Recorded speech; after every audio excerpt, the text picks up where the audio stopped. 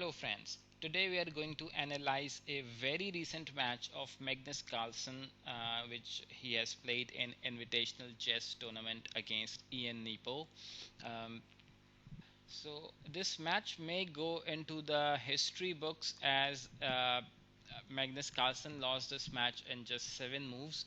I will show you how he lost it, but uh, this also signifies that the grandmasters also made uh, those kind of mistakes which cost you the game.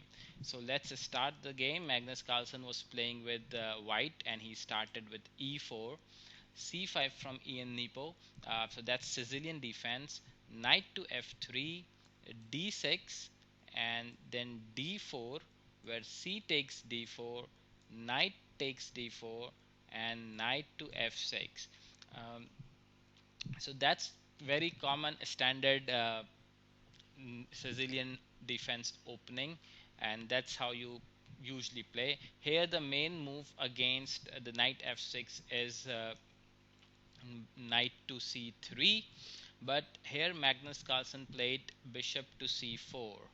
So but that's also not a problem in this move as well. Knight takes e4 and now queen to h5.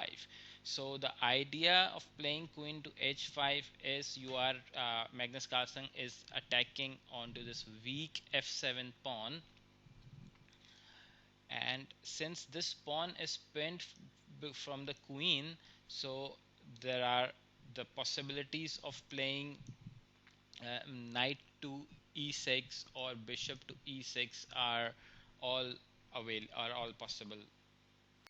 So friends, let's analyze each and every possibility for the black, since it's move number 6 and the next move which Magnus Carlsen played has made him lost the game. So let's analyze what options you have. So first thing is, can you play g6?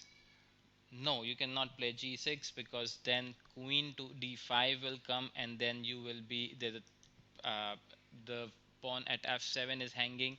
Also the knight at e4 is also hanging. So g6 is absolutely not a possibility. Let's go back. Of course, the f pawn is pinned, so you cannot play f6 anyways. Can you play e6? But before, because e6 was played by in the match by Ian Nepo, but let's see what happens if you play bishop to e6 first. So bishop to e6 first will have will is not really recommended, because knight to e6 is coming, and then there will be attack on queen, and since this pawn is pinned, so of course, so uh, bishop to e6 is not at all a better move. So e6 was played in the match. Now that's move number 7, and Magnus Carlsen played knight to e6, and he assumed that this pawn is pinned, so it is safe for him to play knight to takes e6. Here comes bishop takes e6, and from this position, so bishop takes e6, uh, and Magnus Carlsen was still believing that this pawn is pinned, but Ian Nepo has played queen to e7, and that makes him, and now uh, I'll come back to this. Like that was a mistake, and you have lost the game. I tell you why this queen to e7 is a winning move. I will come back to this part. But what should have played from Magnus Carlsen at this position, e6, the best move for Magnus to play bishop to b5 check. And now even if you block by either bishop or the knight, say for example knight you play with knight to d7, now the move knight takes e6 was possible.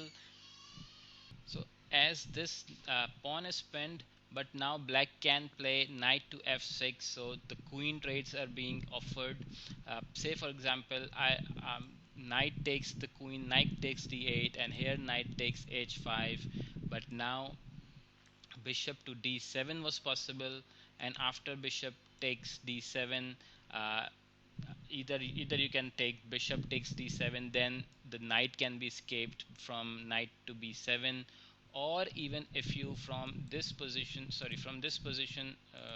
you capture this by the king, then knight can take f7, and the escape route is also available for the white's knight.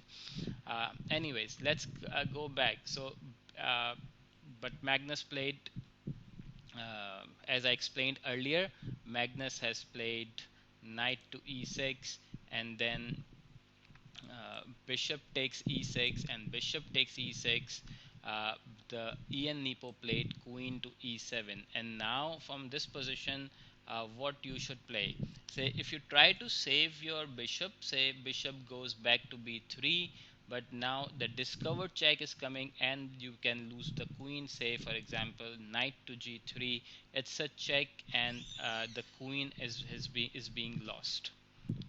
So anyways, going back to the game, so from this position, from queen e6 e7, Magnus Carlsen has no other option, so he played bishop to f7 check, where uh, where queen takes f7, and Magnus Carlsen did not go for the queen exchanges because you're already a piece down, so he played queen to e2.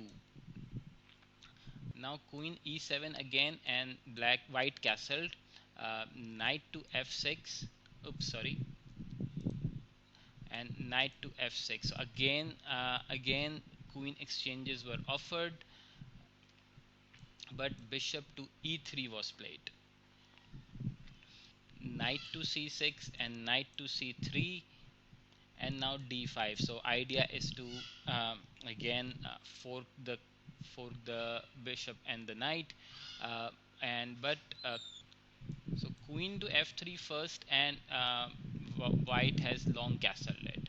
So now this pawn is also completely safe, although queen to f3 was attacking onto this pawn, but now Ian Nepo has long castled it, and provided a defender to this pawn. So from this position, uh, rook f to e1 was played, and so basically Magnus is trying to bring the rook to the in the line of the queen, but I think that's very desperate. So queen to d7, um, and knight to b5 was played. So the idea is to attack now onto the a1 pawn, a7 pawn, but a6 immediately, and now Magnus Carlsen here has tried to play a little gamble, so he has played a4. He knows that he is almost is a piece behind, and is almost losing this game, so he tried to uh, play a gamble. So if you capture here, so I should tell you one, I show you one example line, uh, bishop to b7, and if you capture this, and then rook to a8 would be a checkmate, but Ian Nepo is a much stronger player than this for this trap. So queen to g4 from the Ian Nepo, and he tried to trade queens, and here on this position you will not be able to save the queen, I mean you will not be able to avoid the trade. All those squares, wherever you move the queen will be traded anyways. So here queen takes g4 check, where knight takes g4, there's an attack onto the bishop, so bishop to b6. So bishop is trying to exchange to attack onto the rook, where now a takes b5, and a takes b5, and now rook to a8. A8 is a possibility, but as I said, Ian Nepo is is more a strong player than this trap. The knight moved to b8. He has given up his exchange, so bishop takes the exchange. The bishop takes d8, where king takes d8, and now you see the position yourself.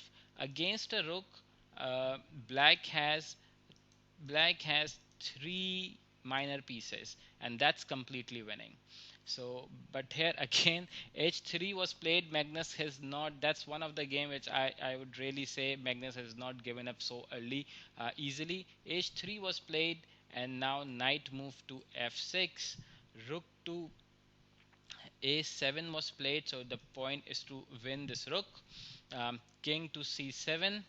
Um, and now rook to e6. So the idea is to push the pawn and try to push the pawn to f6, which will be a check. So bishop to c5. So he's guarding this square anyways. And uh, now b6 check, where bishop takes b6, and now rook to e7 check. And here king moves to d6, and oops, sorry, king moved to d6, and now rook a to b7 check. Sorry, rook a to b7. But here again, idea is to attack onto this bishop, but knight to b7 was played, and now this rook has been trapped. Uh, no matter what you do, king to c6 is coming, and then you will lose this. Rook. So rook. So in desperation, rook takes g7 was played, and now king to c6. And here at this position, Magnus Carlsen has resigned. I don't know, guys. This was, although this game I'm sure will go into the history, that a grandmaster, a world chess champion, has made a blunder at the move number 7. Do give me your comments. What do you think about the mistake? I think there can be so many factors that decide a match, when there can be a health, personal, family, emotions, happiness, excitement, or surrounding environments, and last but not the least, strength or confidence. So Magnus may be disturbed by any of the above factors. That could be true. That's all the factors runs into when you go into the match. Anyways, do write your comments why you think Magnus Carlsen. What was the reason of that mistake? Till then, take care. Bye bye.